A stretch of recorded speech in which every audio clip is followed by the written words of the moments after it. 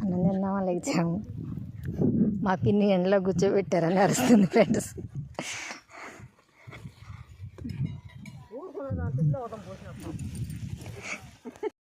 వేసుకొని భోజనం చేస్తున్నాం ఫ్రెండ్స్. మా వాళ్ళు ఏమో నవ్వుతున్నారు. అక్క ఏం కూర చేసుకొచ్చావు? మా వాళ్ళంతా ఏం కూరలు చేసుకొచ్చారు కనుక్కుంటాను ఫ్రెండ్స్. పప్పు గోంగూర చేసుకొచ్చింది మా అక్క. నా కర్రీ అయితే ఈరోజు టమాటా గోంగూర.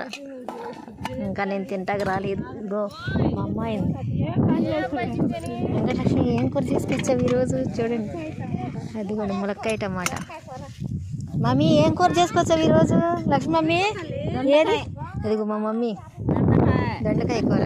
డ్రైవర్ గారు ఏం కూర చేసుకొచ్చారు ఈరోజు?